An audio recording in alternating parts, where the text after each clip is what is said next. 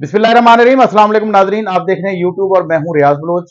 आज के व्लॉग में सबसे पहले हम ज़िमनी इलेक्शन हो रहा है हल्का NA 171 में, रहीम यार खान में। और ये इलाका जो है रहीम यार खान से आपको पता ही है, खानपुर, ये सारा इलाका जो है बहुत वसी इलाका है और यहाँ पर इलेक्शन होने जा रहा है। और यहाँ पर मुकाबला है पाकिस्तान पीपल पार्टी के उम्मीदवार ताहिर रशीदुद्दीन साहब से का, और उसके अलावा जो है हसन मुस्तफ़ा एडवोकेट, जो साबिक जो MNA थे, वफात पा गए, मुमताज मुस्तफा एडवोकेट उनके बेटे, उनके पास पाकिस्तान तहरीक इंसाफ का टिकट है। उनका मुकाबला आपस में जारी है और अजीब अजीब से वाकयात इस हल्के में हो रहे हैं और अजीब अजीब से इल्जामात भी लग रहे हैं। लेकिन मैं आज जहाँ थोड़ी सी बात करता हूँ, जो गुज़श्ता शब गुजरी है, इसमें MPA हैं पाकिस्तान तहरीक इंसाफ से, इनका ताल्लुक है मोहतरमा साइमा कंवल साहिबा। इनके काफिले पर रात एक हमला हुआ है शाहराह पाकिस्तान पर, सरदारगढ़ के नज़दीक। इनकी गाड़ी को हिट किया गया है, इनकी गाड़ी पर फायरिंग हुई है और वो खुशकिस्मती से उस गाड़ी में नहीं थी बल्कि पिछली गाड़ी में थी और कोई जख्मी भी नहीं हुआ। लेकिन ये वाकया इतना खौफजदा कर देने वाला था, अजीब सा वाकया था। हमने उसकी वीडियोस भी देखी और उसे कुछ रोज पहले जो है जमशेद दस्ती साहब, यहाँ कोटला पठान का एक इलाका है, वहां पर तशरीफ फरमा थे और वहां पर मीटिंग जारी थी। MPAs MNAs पाकिस्तान तहरीक इंसाफ के मौजूद थे। वहां पुलिस की भारी नफरी वहां पर पहुंची और बताया यह गया कि पुलिस ने उनको गिरफ्तार करना है। वो किसी मुकदमे में मतलूब थे, जो कि गिरफ्तारी ना हो सकी। बाद में उसका भी बड़ा इशू बना और ये वाकयात आहिस्ता आहिस्ता हो रहे हैं। और इल्ज़ामात क्या लग रहे हैं? इल्ज़ामात ये लग रहे हैं कि जो हमारे मुखालिफ कैंडिडेट हैं, यानी पाकिस्तान पीपल पार्टी से जिनका ताल्लुक है, मखादीम मियाँ वाली के हवाले से, कि वो हम पर हमले करा रहे हैं और रेड करा रहे हैं और सब पर। इसमें एक अहम बयान आया था चीफ दश्ती कबाइल जो हैं उनकी तरफ से। उन्होंने ये कहा था कि सरदार मीर चाकर दश्ती उनका नाम है।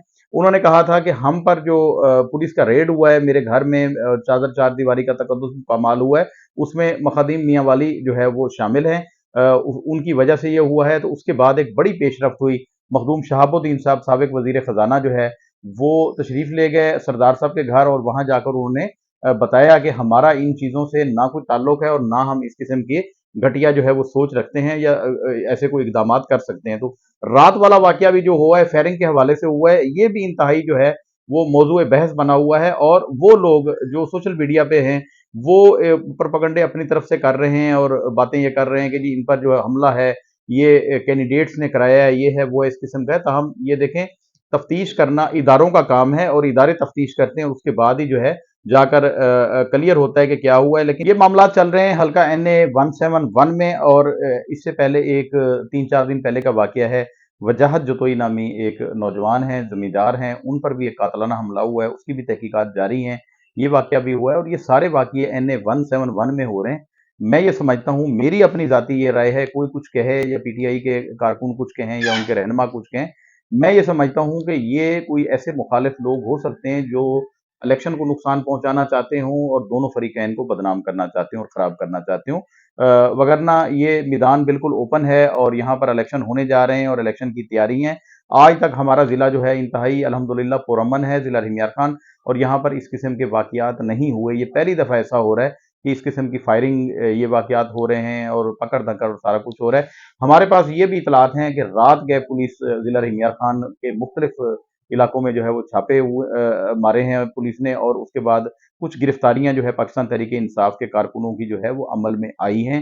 वो हैं जलसा जो 8 सितंबर को होने जा रहा है इस्लामाबाद में, उसमें शिरकत के हवाले से है। अब हमारे पास एक खबर है कराची की, बड़ी मशहूर एक जो है वायरल चल रही थी, स्टोरी चल रही थी निताशा दानिश के हवाले से, जिसकी गाड़ी से हिट कर बाप और बेटी जो है वो जाँ बहक हुए थे। वो मामला बिल आखिर तय पा गया है और हमारी जो इतलात हैं उसके मुताबिक निताशा दानिश की उस फैमिली से जो मामलात तय हुए हैं उसमें 5 करोड़ रुपए नकद जो है दैयत की रकम है और उसके बाद एक रिश्तेदार को मुलाजमत का भी कहा गया है और उसके बाद जो है ये सुलह की तरफ जो है मामला चल पड़ा है। हमारे पास एक अदालती खबर भी है, वो ये है कि अदालत ने chairman NADRA lieutenant general Munir Asfar की तैनाती को कालअदम करार दे दिया। ये बहुत बड़ी खबर है हमारे पास। ये जो जस्टिस आसिम हफीज साहब ने जो है ये इब्तदाई फैसला दिया है और ये जो कार्रवाई है, ये एक खातून है इशबा कामरान, इनकी दरख्वास्त पर ये हुक्म दिया गया है और मजीद कार्रवाई इस पर आगे चलेगी।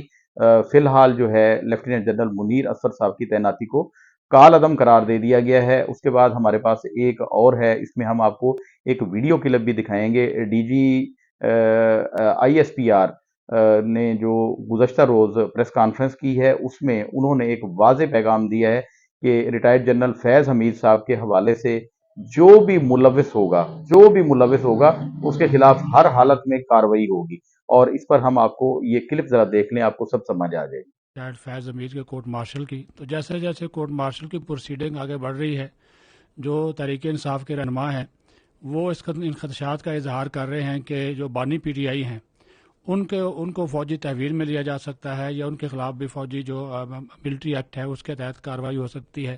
اس پر کیا کہیں گے؟ دیکھیں، میں نے آپ کو پہلے عرض کیا کہ ایک سبجوڈس میٹر ہے اور آپ کا سوال ہائپوتھیٹیکل بھی ہے، لیکن میں آپ کو یہ ضرور کہوں گا کہ فوجی قانون کے مطابق کوئی بھی شخص اگر کسی فرد کو یا افراد کو جو آرمی ایکٹ کے تابع ہوں ان کو اپنے ذاتی یا سیاسی مقاصد کے لیے استعمال کرے اور اس کے ثبوت اور شواہد موجود ہوں، قانون اپنا راستہ خود بنا لے گا۔ یہ ناظرین، آپ نے D G I S P R کا یہ کلپ دیکھا، یہ ویڈیو دیکھی، اس میں جو بات کر رہے تھے میرے خیال میں یہ سمجھداروں کے لیے اشارہ کافی ہے۔ اس کے بعد ایک ہمارے پاس خبر ہے جیلی ڈگری کے حوالے سے، یہاں پر جیلی ڈگری اور دوہری شہریت کے حوالے سے ہے۔ ریٹائرڈ جو آرمی چیف ہیں ان کے بھائی اقبال جاوید باجوہ صاحب، وہ پی آئی اے کے اسٹیشن مینیجر تھے، اسسٹنٹ مینیجر برطانیہ میں، انہوں نے استعفیٰ دے دیا ہے وہاں سے۔ ان کے حوالے سے یہ باتیں گردش کر رہی ہیں کہ ان کی جیلی ڈگری تھی، یا پھر یہ ہے کہ ان کی شہریت جو ہے وہ ڈول تھی، اس وجہ سے انہوں نے استعفیٰ دیا اور وہ استعفیٰ منظور بھی کر لیا گیا۔ اب ہمارے پاس یہ ہے کہ پاکستانی کافی پریشان ہیں، جن کے پاس جو پاسپورٹ جمع کرا رہے ہیں ان کے پاسپورٹ نہیں آ رہے، اس حوالے سے ہم تھوڑی سی اپڈیٹ کر لیں۔ وزارت داخلہ نے گزشتہ روز ایوان میں جو ہے وہ بتایا ہے، ان کے ترجمان نے، کہ روزانہ پاکستان میں 50,000 درخواستیں نئی پاسپورٹ کی اجرا کے حوالے سے آ رہی ہیں، اور جو پاکستان کے پاس کیپیسٹی ہے اور میٹیریل ہے جو وہ اس کے حوالے سے 22,000 پاسپورٹ روز کے بن رہے ہیں۔ اس لیے یہ تقریباً 30,000 کے قریب پاسپورٹ جو ہے پینڈنگ چلے آ رہے ہیں، اسی وجہ سے پرابلم آ رہا ہے۔ اس کی وجہ یہ ہے کہ ہمارے پاس کاغذ کم ہے، سیاہی کم ہے، جو اس میں میٹیریل لگتا ہے پاسپورٹ کے بنانے میں وہ ہمارے پاس کم ہے۔ تاہم انہوں نے کہا ہے کہ آنے والے 3 ماہ تک یہ صورتحال کو کنٹرول کر دیا جائے گا، لیکن یہ بڑی حیران کن بات ہے کہ 50,000 روز کی درخواستیں کیوں آ رہی ہیں؟